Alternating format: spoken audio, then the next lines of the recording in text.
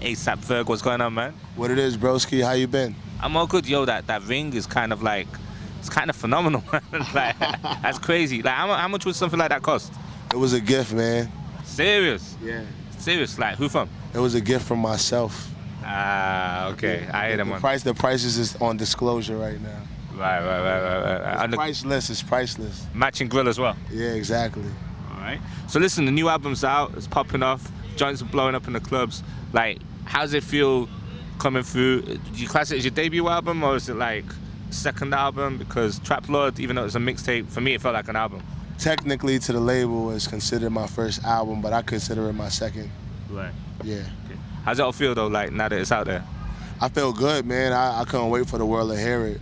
It was a bunch of eclectic sounds. It was I was in a different place when I created every song. That's why they sound so different. I didn't want to be known for like just turn-ups. I felt like, you know, I had to give back to my audience, my fan base, by giving them a bit of me. I could give them turn-up records all day. I could do that forever. But I wanted to give them something that they could live by, something that they could learn from, and something that they could listen to even when they're down and depressed and things like that. Because really, Always Strive and Prosper is about my trials and tribulations in life, like from the bottom all the way to now. And I wanted to give them that. Sometimes, you know, with the turn-up records, they're not really listening to the words like that. You know what I'm saying? So I wanted to kind of calm the setting down. It's almost like a DJing a party.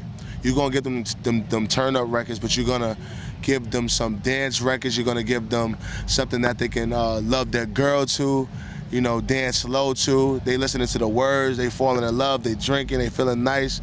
And that's what I kind of wanted to do now, is like give them something serious where they can be in their car just bumping to it on a long ride and be like, yo, I'm going through the same thing. Like the grandma track, a lot of people like, you know, got a grandma that's about to pass away or going through problems or struggles or whatever like that. So, you know, I made that song because I had a grandmother that passed away, and I know what it feels like. A song like Psycho, I feel like everybody got a family member or uncle that, you know, indulged in some type of drug abuse or just like is a crazy uncle. And I talked about mine. I just talked about my family and everything that I've been through. So I just wanted to make my fans know that, you know, I just didn't wake up ASAP Ferg, popping, turned up. Like, I went through life and I wound up where I am through life. And now the next album, maybe I may have some more turned up songs on there because we got the history out the way. What made you reach out to Chuck D? Because he's a teacher, you know what I'm saying? He's been teaching us for years. And You grew up listening to Public Enemy? I didn't grow up listening to Public Enemy. I just recently, and I'm talking about recently, probably like in the last 2 years or probably a year and a half, started listening to Public Enemy and seeing their movement and what they was doing. Any particular album? No specific album. Really, like, I fell in love with their videos because it was like do-it-yourself kind of concepts. And that's kind of how I shoot my videos a lot. And I got a feeling they shot and directed their own videos as well. I feel like I am the hood pope, and I come back to preach to my people. I feel like Chuck D was doing that a long time ago, and like Marty is like my Flavor Flav in a way. So it's like I do kind of compare myself a lot to them as far as that's concerned. But you know, I just love the message that they were spreading. You know, fight the power and all of that, and the beats was crazy. I mean, ain't nothing changed. It's like, you know, still the same bullshit that's happening. You know. Everything that's happening in the United States and around the world, you know, it's just all bullshit, you know? What's your take on the whole situation? Like, recently, in 1 week, we saw 2 people murdered, killed at the hands of police, and then we saw 5 policemen shot dead. Like, I don't know what to take from that. I don't know. There's some kind of meaning in that, but like from your perspective, like how do you read that? I'm kind of where you're at with it. Like I'm trying to understand why does it keep happening. I understand also that you know, it hurts. It really, really hurts, but it hurts more knowing that all of this stuff been happening. We just didn't have social media to give us all of these avenues to kind of like put it out there. So now we just seeing it as soon as it's happening. People live streaming it. I seen a lady, like, her boyfriend get shot up in the car while she had a daughter in the back. And, you know, that stuff hurts because at the end of the day, I'm black. I got to walk around with this skin every day. So it's just like, I'm scared. I feel for my life. I feel for my family life. I feel for humanity, you know, at the end of the day. And it's not right. And I'm touring and everything like that. And I feel like I need to be over there because I got family that's in the U.S. just, you know, going through all of this stuff. And it's just like, it's a lot of evil in the air. It's people like toying with things, and you know, it's very deep. It's deeper than everything that we see. Definitely, it feels very JFK, very Malcolm. It feels like deeper. It feels deep now because now they trying to bring that energy back. And when I say they know who they is. They trying to bring the energy back, and that shit is whack. Because at the end of the day, like, I feel like people, you know, that shit is just crazy. Just seeing all of that stuff, like, that shit is just crazy. I have no words for it. Where's it all gonna end up? I have no clue. You're not, shit, I wish I knew.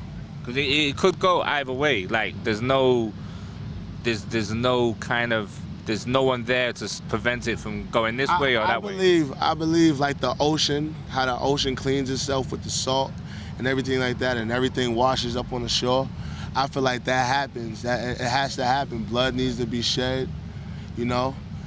Like war, like, you know what I'm saying? Sometimes, even with family, like, sometimes a sit down and a talk is not gonna do it. Sometimes you just need to, like, turn up. And I feel like the turn up is people gonna get tired of the turn up and it's gonna simmer down again. But right now, everything that's happening is happening because, like, people is fed up. I think hip hop is really bringing everybody together, you know, through music and sonics, and some people that don't want to see that. They don't want to see us unison. And I think you guys, as the mob, you guys represent that, the way that you guys came together and do your thing, right? Yeah, we do. And it's just sad that people want to make it, you know, just like a crazy, fucked up, you know, world when, you know, we can all just be like, you know, cool and, you know what I'm saying? Turn up. It's just not like that. It's just not like that, and that's the realistic thing to it. What's next for the mob? We got an album coming out, Cozy Boys. We continuing the project that Yams wanted to start, and that was Cozy Boys' album. And we just shot the album cover for it. We should have some singles dropping real soon off of it. It's gonna be crazy. Always Strive and Prosper, for you, what is the most important track? What's the one track where you're like, yo, I'm glad I did this? New Level. Just because it represents the whole album in a whole. Like me, Always Strive and Prosper, it represents going to the new level, the next level. And it's just, if you haven't heard the album, you can hear a summary of the album through New Level. And it was the only real turn-up joint that I had on there that's kind of bridging the gap between work and Shaba and what people was used to hearing from me. So I really needed that song to kind of get people, I feel like, listening to this next album. Because if I just would have hit them with like Beautiful People and Strive and all of these other dope records, but just different sonics, I think that their ears wouldn't have been trained to it because they're not used to hearing that from me. So I feel like New Level kind of like spoon-fed them into like this other world. What's it like working with Future? It's dope. He's a workaholic just like me.